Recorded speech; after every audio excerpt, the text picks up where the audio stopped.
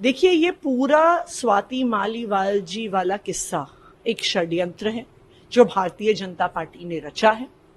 स्वाति मालीवाल जी का जो एसीबी में केस चल रहा है, उसको इस्तेमाल करके स्वाति मालीवाल जी को इस पूरे षड्यंत्र का चेहरा बनाया गया होगा।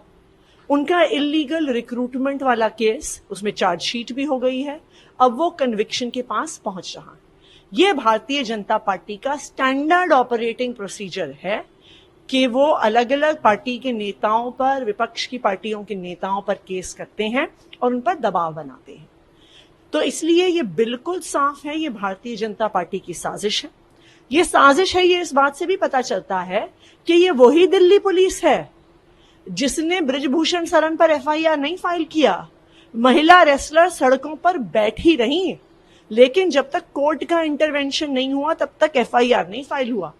इसी मामले में विभव कुमार जी ने जो कंप्लेंट दी कि किस तरह से स्वाति मालीवाल जी ने ट्रेसपास किया, सीएम हाउस की सिक्योरिटी ब्रीच करी, सिक्योरिटी ऑफिसर्स के साथ धक्कम धुक्की करी, उस पर अभी तक कोई भी एफआईआर दर्ज नहीं हुई है।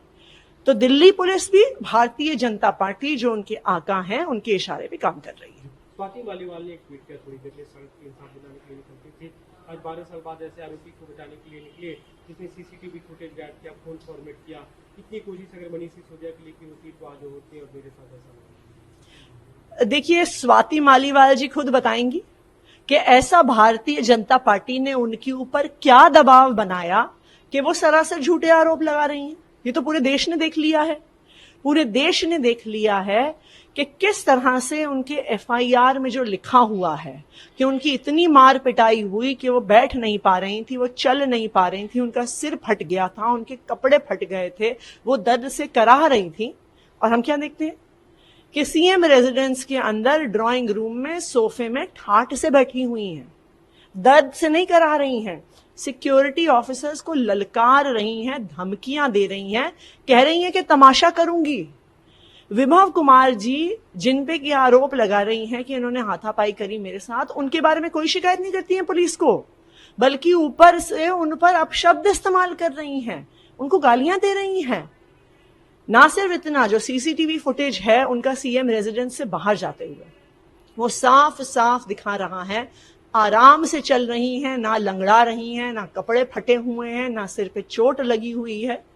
जबकि 4 दिन बाद ऐसे चल रही हैं कि जैसे इतनी मार पिटाई हुई है। तो ये कैसी चोटें हैं जिनका असर 4 दिन बाद आता है? ये कैसी पिटाई है जिसका असर 4 दिन बाद होता है? तो स्वाति मालीवाल जी को बताना पड़ेगा कि भारतीय जनता पार्टी ने उन पर क्या दबाव बनाया है कि वो ऐसे सरासर झूठे आरोप लगा रही हैं।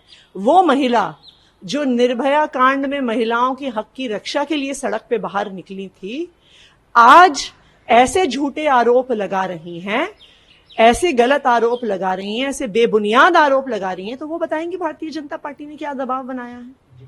कल जो विभव कुमार की गिरफ्तारी हुई उसके बाद सीएम ने लिया गया, सीएम सामने आए, उन्होंने घोषणा की कि 12 बजे प्रोटेस्ट करेंगे बीजेपी हेडक्वार्टर पे। भी चुनौती दी प्रधानमंत्री को कि कायम मंत्री को गिरफ्तार कर, आज आप इकट्ठा हुए 12 बजे। भारतीय जनता पार्टी एक एक करके आम आदमी पार्टी के सभी नेताओं को जेल में डाल रही है। अरविंद केजरीवाल जी को गिरफ्तार किया, मनीष सिसोदिया जी को गिरफ्तार किया, सत्येंद्र जैन जी अभी जेल में हैं, संजय सिंह जी को गिरफ्तार किया, अब तो सीएम साहब के पीएस को भी अरेस्ट करने पे आ गए हैं। तो अगर आपको एक एक करके झूठे केस करने ही हैं तो एक बारी में सबको गिरफ्तार कर लीजिए। ये रोज रोज के ड्रामे तो बंद करिए। पुलिस का ट्वीट है, थोड़ी देर पहले पुलिस की तरफ से जानकारी दी गई कि वहां पे अनुमति नहीं आप लोगों को मार्च करने की। नहीं, अनुमति तो सिर्फ भारतीय जनता पार्टी को मिलती है प्रोटेस्ट करने की, झूठे आरोप लगाने की, महिलाओं को परेशान करने की, हजारों महिलाओं का यौन शोषण करने की, फिर उसके बाद फरार होने की, महिला रेसलर्स के साथ दुराचार करने की, फिर भी अपने बेटे को टिकट पाने की। ये सारी परमिशन तो सिर्फ भारतीय जनता पार्टी को मिलती है।